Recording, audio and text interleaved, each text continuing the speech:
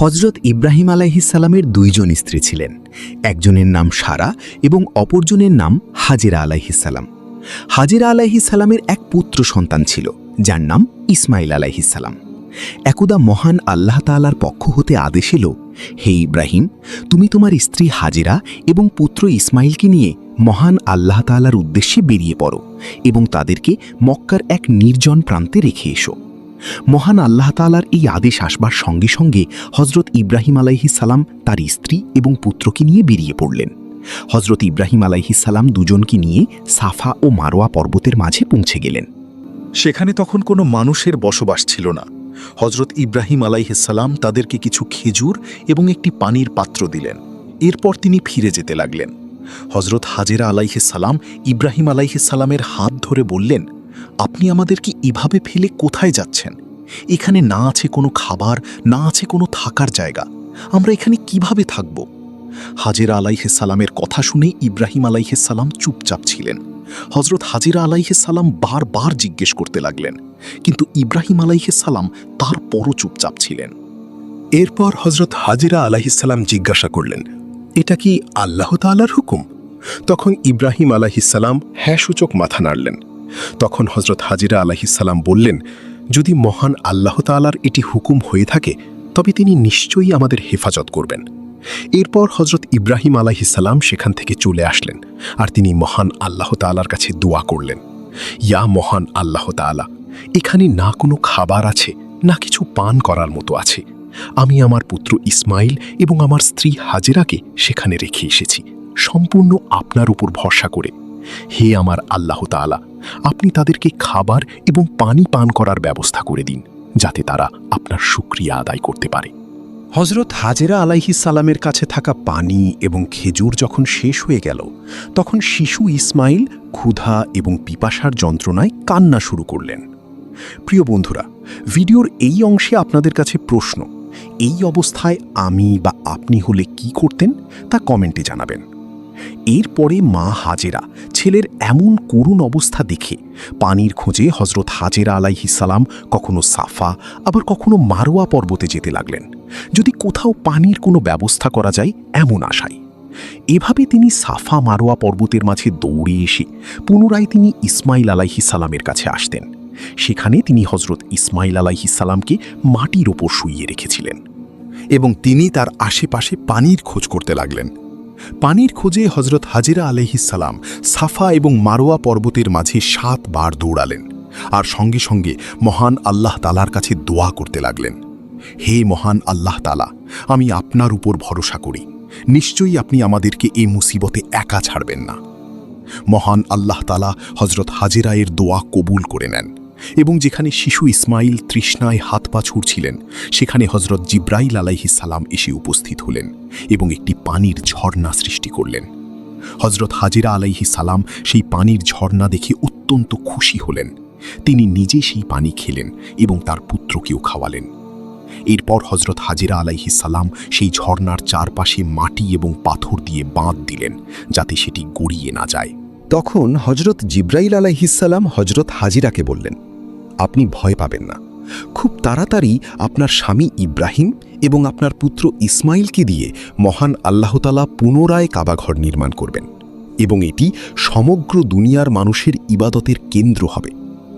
এরপর মহান আল্লাহ তাআলা সেখানকার আশেপাশে খেজুর গাছের সৃষ্টি করলেন। হজরত হাজেরা আলাইহিসসালাম সেই খেজুর খেলেন এবং পানি পান করে মহান আল্লাহ তাআলার শুকরিয়া আদায় করলেন। পানি এবং খেজুরের কারণে সেখানে পশু পাখিরাও আসা যাওয়া শুরু করে। এর কিছুদিন পরের ঘটনা, একদাতা এক বিরাট বাণিজ্যিক কাফেলা মরুপথ হারিয়ে এদিক সেদিকে পথ অনুসন্ধান করছিল, ফলে তাদের সঙ্গে যে পানি ছিল তা নিঃশেষ হয়ে গিয়েছিল। এ কারণে তারা ভীষণ উদ্বিগ্ন হয়ে পড়ে। কাফেলাটি ঘোরাফেরা করতে করতে একসময় বিবি হাজেরার কাছে এসে পানি পানের অনুমতি চাইল। বিবি হাজেরা তাদেরকে পানি পান করার অনুমতি দিলেন। অতঃপর তারা বলল, হে মাননীয়া, আপনি অনুমতি দিলে আমাদের অশোকগুলো পানিতে ভরে নিয়ে যেতাম এবং আপনাকে এর মূল্য প্রদান করতাম।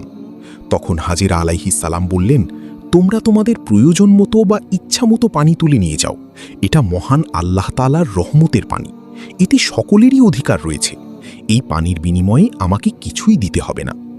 কাফেলার লোকেরা হাজিরা আলাইহিসসালামের কথায় খুব খুশি হয়ে গেল এবং তারা কূপ থেকে পানি তুলে তাদের সাথে থাকা পাত্রগুলো পরিপূর্ণ করে নিল। জমজম কূপ থেকে যে পানি নির্গত হচ্ছিল তা কূপের চারিদিকে বাঁধ দেওয়া সত্ত্বেও কিছু পানি চতুর্দিকে ছড়িয়ে পড়ল। ফলে ওই স্থানগুলো স্বাভাবিকভাবেই উর্বর হয়ে গেল এবং যথেষ্ট পরিমাণে বৃক্ষলতা উৎপন্ন হতে লাগল। কিছুদিনের মধ্যেই এই স্থানটি মরুদ্যানে পরিণত হল। তারা সেখানে বসতি স্থাপনের জন্য প্রলুব্ধ হয়ে গেল। তাই তাদের মধ্যে অনেকেই হাজিরা আলাইহিসসালামের কাছে হাজির হয়ে বলল, হে মাননীয়া, আপনি সম্মত থাকলে আমরা এখানে বসতি স্থাপন করে বসবাস করব। এখানকার জমি খুবই উর্বর, এই জমিতে চাষাবাদ করব এবং এখানে যে ফসল উৎপাদন হবে তার 1/4 আমরা আপনাকে প্রদান করব। আর আমাদের এই উপকারের জন্য আপনাকে উত্তম বাসগৃহ নির্মাণ করে দিব। এ বিষয়ে আমরা আপনাকে আরও প্রতিশ্রুতি দিচ্ছি যে যদি অনুগ্রহ করে আপনি আমাদের এই প্রস্তাবে রাজি হন, তাহলে আমরা এখানে যা কিছুই করি না কেন সব কিছুতেই আপনার অনুমতি ও উপদেশ গ্রহণ করব। আর আপনার অনুমতি ছাড়া আমরা কখনোই কিছু করব না এবং আপনাকে আমাদের মায়ের মতো মান্য করে চলব। বিবি হাজেরা তাদের এই প্রস্তাবে আনন্দের সঙ্গে রাজি হলেন এবং এই ধরনের কাজকর্ম শুরু করার অনুমতি প্রদান করলেন। বিবি হাজেরার এই অনুমতি লাভ করে তারা সেখানে ঘরবাড়ি নির্মাণ করে বসবাস শুরু করল এবং সেখানকার জমিতে চাষাবাদ শুরু করতে লাগল। চাষাবাদের ফলে উৎপন্ন শস্য এবং ফসলের 1/4 তারা হাজেরা আলাইহিসসালামকে প্রদান করত। সর্বোপরি তারা বিবি হাজেরার জন্য পাহাড় থেকে পাথর এনে সুন্দর একটি বাড়ি নির্মাণ করে দিল। আর বিবি হাজেরাকে তারা অত্যন্ত সম্মান ও মর্যাদা প্রদান করতে লাগল। সেখানকার জমি খুবই উর্বর ছিল বিধায় অল্প দিনের মধ্যেই সেখানে প্রচুর ফলমূল এবং শস্য উৎপন্ন হতে লাগল। এ খবর চারিদিকে প্রচারিত হওয়ার পর দেশ বিদেশ হতে ব্যবসায়ীগণ ক্রয় বিক্রয় করতে এখানে আসতে শুরু করল। ইতিমধ্যে সেখানকার অধিবাসীর সংখ্যা বৃদ্ধি পাওয়ায় নানা প্রকার বিদেশি পণ্য বিক্রির উদ্দেশ্যে আমদানি হতে লাগল। এভাবে ক্রমান্বয়ে এ শহরটি পৃথিবীর সেরা পবিত্র ও বিখ্যাত মক্কা নগরী নামে পরিচিত হয়ে গেল। তখনকার মানুষ বালতি এবং মশকের সাহায্যে পানি তুলত। বর্তমানে মানুষ মেশিনের সাহায্যে জমজম কূপের পানি উত্তোলন করে এবং বড় বড় ড্রামের সাহায্যে সেই পানি মসজিদে নববী পর্যন্ত পৌঁছে যায়। এখন জমজম কূপের ঝর্ণা কাবা থেকে মাত্র 31 কিলোমিটার দূরে। সাফা মারোয়া পর্বতকে কেটে ছোট করা হয়েছে আর এর চারপাশে সীসার দেওয়াল তৈরি করে দেওয়া হয়েছে যাতে এর উপরে কেউ উঠতে না পারে, কারণ পূর্বে মানুষ এর উপরে উঠে যেত। বর্তমানে সাফা এবং মারোয়ার মাঝে একটি রাস্তা করা হয়েছে যেখান দিয়ে হজরত হাজারা আলাইহাসসালাম দৌড়ে হজরত ইসমাইল আলাইহাসসালামের কাছে আসতেন। এ কারণে এখানে সবাই দৌড়ে যায়। সাফা এবং মারুয়াতে দুটি রাস্তা, একটি রাস্তা বৃদ্ধদের জন্য যাতে তারা তাদের হুইল চেয়ার অথবা ইলেকট্রিক কার ব্যবহার করে তাদের 7 চক্র পূরণ করতে পারে। জমজম কুয়ায় বর্তমানে 2টি মোটর লাগানো, একটি পপ 1 এবং অপরটি পপ 2। পালা করে 24 ঘন্টা একটি মোটর এবং 24 ঘন্টা অন্যটি চলে। কিন্তু আজ পর্যন্ত এই জমজম কূপের পানি শেষ হয়নি। এটি মহান আল্লাহ তাআলার একটি অপরিসীম কুদরত। প্রিয় বন্ধুরা, আজকের ভিডিওটি কেমন লাগলো তা অবশ্যই কমেন্টে জানাবেন।